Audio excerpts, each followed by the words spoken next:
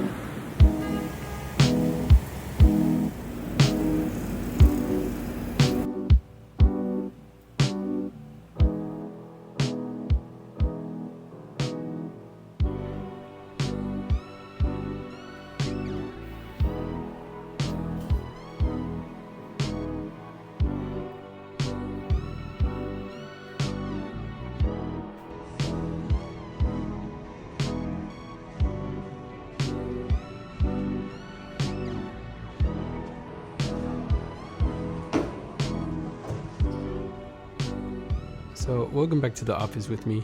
Recently, I created a poll on my YouTube community post where I found out that majority of you are still working on becoming software engineers. So today, I thought I would share 5 things that I believe are essential for every developer to learn when you're starting out and eventually even master. But before I get on with that, let me get settled down. On a side note, it's always so satisfying to have a single cable setup.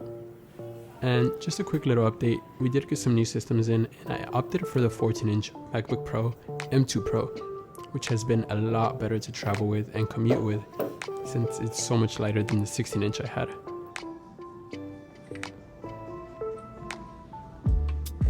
Oh, and of course, let me fill up on some coffee. Also, picked up a free breakfast parfait, which we had today. Okay, so let's get on with the list, and I'll kind of be ordering these from level of difficulty. It all starts with this little black box, which makes your family and friends think you're some kind of hacker when you have it open. And many of the following things we'll cover depend on a basic understanding of using a CLI or a terminal. So be sure to pick up on the basic commands for navigating your system directories and other things like creating, updating, or deleting files. So our first essential topic are integrated development environments or IDEs, and there are a couple to choose from. Having the right IDE and config can drastically improve your development experience. Take Visual Studio Code for instance, which is what I use and probably one of the most popular IDEs. I use Visual Studio Code for basically all of my web development projects. And there's just so much to Visual Studio Code, such as the integrated version control, powerful debugging features, and an extensive list of open source extensions which you can really use to make Visual Studio your own. Here's some of the ones I would recommend for you to check out. I always use Atom 1 Dark Theme, Auto Rename Tag, a code spell checker, GitHub Copilot, GitLens, Material Icon Theme, and Prettier. And additionally, for Visual Studio Code, you need to take advantage of keyboard shortcuts. That way you're able to just move around and do everything much faster. So in summary, an IDE is the primary location where you're going to be working on all your code changes. And once you have your new feature ready, you have to actually make the change to the real code repository, because all of these are just your local files that are stored on your computer. Which brings us to the next topic, and one of the most important things that every developer should learn when they're starting out, which is Git. Not to be confused with GitHub or GitLab. Git, it's its own thing. In simple terms, Git is like a rewind button for your files. It lets you track your project changes, go back in time if you need to revert to a previous state, and most importantly, it helps you collaborate with others. So let's go back to our terminal. And we see we have one modified file, which is our homepage here. So now to actually push our change to our real repository, we have to create a commit, changing text to purple. And if we check our status again, we see our changes are ready to be pushed. And there we go. Now we actually have our change in our real code repository. So let's take a look at the change we just pushed. And here we can see the commit message which we added, changing text to purple, and we did that 3 minutes ago. And one of the core concepts of Git are branches. When you're working on a project with multiple contributors, it's important you understand how to manage your branches, merge conflicts, create pull requests, and perform code reviews. And our third topic are package managers. These tools help you manage dependencies and streamline your development process. A package manager is like an app store for your coding projects. It helps you easily find, install, and manage the code libraries or tools that your project needs. So let's take a look back at my personal website, which we were just working on. This is an open source project, meaning anybody can clone it and do as they like with it. So let's say you wanted to use my website as your own template. You would look for the clone URL and clone the project to your own computer. But my website depends on a lot of things such as Tailwind CSS, also Next.js, and a couple other packages. And package managers create a file which tells you what exact packages you need to install in order to run this project on your computer. And here we can see all the dependencies of my project. So we install those and our project is ready to be ran. And moving on to project management, which is our fourth topic. They help you plan, organize, and collaborate efficiently and are crucial for actually delivering the code you work on. There's Jira, Asana, Trello, and even Notion. So let's take a quick look at how Notion can be used. So overall, the core concept of project management tools are taking your assigned issues or tasks and working it along various different stages. For example, here we take this implement feature, put it into in development. Once you're done with that, you send it to your testers, then you get it reviewed, and finally you can mark it as complete. And now you have to deploy your project so your users can actually use it. This is where DevOps comes into place. But DevOps is an entire world in itself. So going to focus more on deployment, hosting, and monitoring of your website.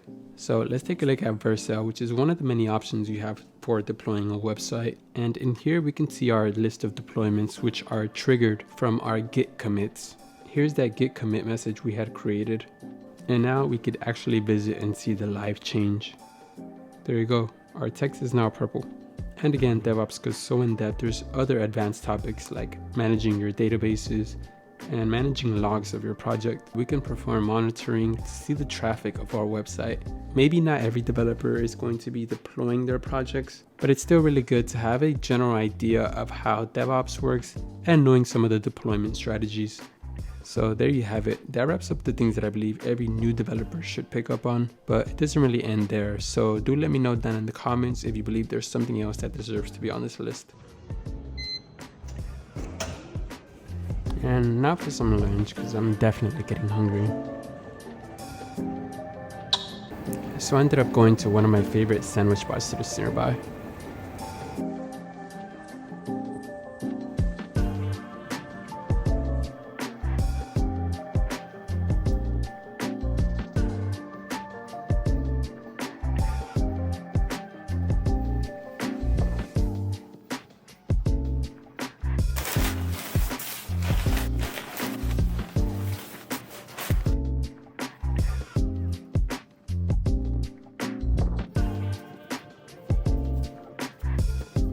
So after lunch, just went back to my desk to work on some final changes before I push my code for the day.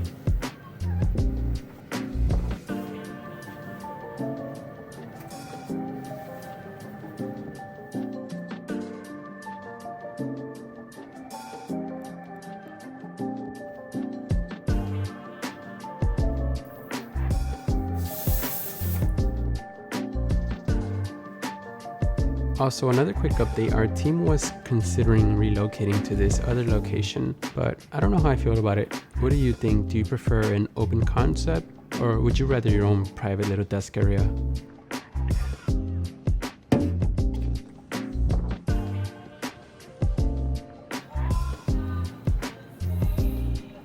So that's pretty much my day in the life, but do let me know if you like this video format. I do want to keep mixing this coding blog style, but still provide some information to you all. Thanks again for tuning in, and I'll see you on the next video.